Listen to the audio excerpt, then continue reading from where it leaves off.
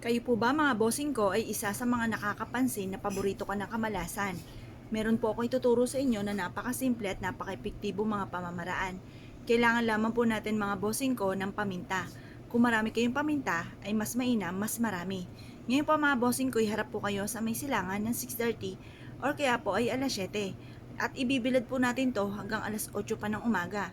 Ngayon po mga bossing, pag kayo nakaharap na, mag-wish po kayo dito at pasulyap-sulyap kayo ng konti sa may liwanag ng sinag ng araw. Pero syempre, huwag kayong tititig dahil maaaring lumabo ang mata po ninyo, sasakit ang mata ninyo. Pasulyap-sulyap lang mga bossing. Tapos, i-mindset nyo na ang mga pangarap po ninyo ay matutupad. Sabihin nyo po, sa pamamagitan ng pampaswerteng ito at sipag at tiyaga ay magiging matagumpay na ako sa buhay. Kakapitan ako ng swerte at lahat ang mga pinapangarap ko ay matutupad. Mag-wish na po kayo na mula sa inyong pong puso. Sabihin po ninyo ang lahat ng nais ninyo na walang gamit na sana, direct to the point mga bossing. Pagtapos na po kayo mag-wish mga bossing ko ay mainam na humarap po kayo sa may pintuan po ninyo at kung may pwedeng pagtusukan nito ay itusok nyo po ito. Ngayon po, kahit gaano kadami, basta makapagtusok ka po ng ganito, mas marami ay mas okay. Ngayon pa mga bossing, habang tinutusok nyo po ito sa lupa, paulit-ulit kayo nagwi-wish na itinatapon ko na lahat ng kamalasan ko at huwag ka na muling babalik pa. Pagtapos po niyan mga bossing ko, i-mindset nyo na kayo magiging matagumpay at lahat ng mga pangarap ninyo ay matutupad. Pagtapos na po ito mga bossing, pwede rin naman ang ibang pamamaraan bukod sa pagtutusok ng ganito sa may harapan ng inyong tahanan. Kumuha po kayo ng isang maliit na baso at ilagay ang paminta. At pagkatapos ay mag-wish ka na sa pamamagitan nito, lahat ng mga pangarap nyo ay matutupad.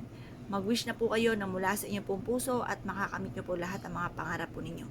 Ngayon po mga bossing, mas mainam na kayo po ay may positibong pananaw sa buhay kapag gumagawa ng ganitong mga pamamaraan. Ito po ay napakasimple pero napaka-epektibo rin naman po nito. Ngayon po mga bossing, mas mainam po na kayo po ay may 100% na paniniwala. Ngayon po mga bossing, ang iba nyo pang pwedeng gawin, kumuha ka ng isang baso, tapos maglagay ka ng 7 butil lamang po ng paminta. At pagkatapos ay mag-wish ka na alisin na lahat ng mga kamalasan ninyo at puro swerte na dumating po sa inyo. Ngayon po mga bossing, kung kayo po ay naniniwala at gagawin nyo po yan, subukan nyo po yan. Basta kapag tubig, kailangan lagi malinis. Or kung halimbawa man po ay naging brown na ang tubig gawa ng paminta, huwag nyong hahayaan na matutuyo ang tubig.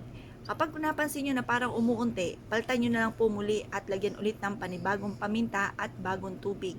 Mas mainam na huwag nyong hahayaan na matutuyo sa isang basong tubig ang ating tubig na may paminta. Kasi mentras na ito po ay natutuyo, paunti na paunti ang blessing, paunti na paunti ang swerte. Kaya mas marami, puno po siya at laging malinis. Huwag nyong hahayaan na umunti mga bossing. Ngayon pa mga bossing ko kayo pinaniwala at na-issue po itong gawin. Ay siya mga bossing, good luck po sa inyo po lahat.